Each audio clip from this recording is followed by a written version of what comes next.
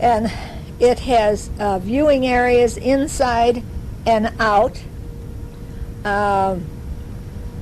There's a special spot on the ground floor. It's a bunker type of area. It's a round thing, and it's got 4 open slits, and you stand up, and the slits are, now if I stood up, the slit would be right by my chin, and each slit can hold 2 people with their camera, and so then you can take pictures, and it's open, there's no window there or anything, and you hear all the sounds of the animals that are there, the snorting and bellowing and whatever. And it's just, I mean, you're just right there. It just feels like you're part of the thing. And you stay there. We arrived in the afternoon, and you stay all night long. And then the next day you go. Well, some people stay for 2 or 3 days, but geez, you don't get any sleep. I don't know how they can do that. We had a very small room. I mean, very small, because you're not going to spend much time there. You're going to be either outside on the porches or downstairs in the bunker looking at the animals. We had 2 bunk beds, and the window is open. There's no heating and they have lights. They gave you this gigantic feather tick, and they give you hot water bottles. And it's just wonderful. I thought, oh, God, I'm going to freeze to death in here. But that wasn't so. I was just as warm as toast.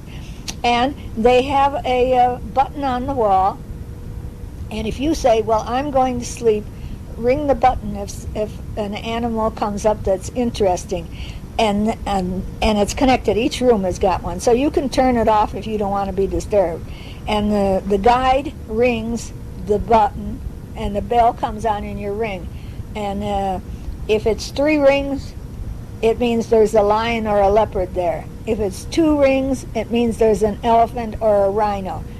And then people come running out of their room in disarray.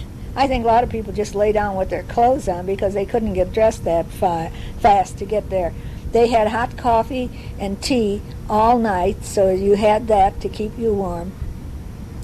Now, Ralph and Jet went to bed, I don't know, they must have went to bed about 10:30. And Betty and I stayed up till 12, and then we went to bed. And then I slept until 4, and I woke up, and I went to the bathroom. The bathroom was down the hall, and the showers. And then I went out on the viewing porch out there, and there was, it's so dark, but they have the water hole is lit up by lights that are real up on high on poles, and the moths are zooming around on those all night long. But there was animals there, and I thought, oh, there was a big Cape buffalo, and there was some antelopes, and I thought, well, I'm going to put my clothes on. So I went back and put my clothes on because we had planned to set the alarm for 5 and then go out and see the sun come up. So I told Papa, I says, I'm going to get dressed and go out. And he says, he says, I think I'll do that. I'll go shave, and then I'll be there. Oh, we had such wonderful viewing.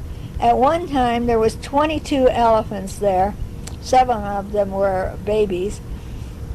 And they're all together, and they stay so close to each other. They're always putting their trunks on each other's body. You know, it's like they're always touching. They always want to be together. And they get down on their knees, and they dig with their tusks in the ground and to soften it up. And then they use their trunk, and they get down and get this dirt and stick it in their mouth. And it's got salt crystals in it, and this is why they come. They come here to get the minerals in the salt. And there was, I counted once 37 Cape buffaloes, and they had a lot of young ones with them. And the young ones are running around just like our kids, you know, frisky as can be, jumping and playing. We saw 2 rhinos there, and this scenario lasted for hours. 2 rhinos, one male trying to court the lady, and she's holding her ground. And every time he's coming down, she's making noise and rushing at him. And this went on for a couple of hours. And finally, like I said, at 12 o'clock, I says, I can't wait any longer to see what's going to happen.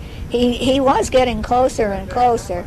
Later on, I asked one of the workers there, I says, whatever happened? He said, well, about 3 o'clock, she walked into the woods, and he walked one way away, and then he turned at an angle, and he walked behind her.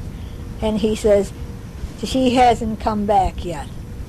And she didn't either. So we're going to assume that there will be a baby in view there.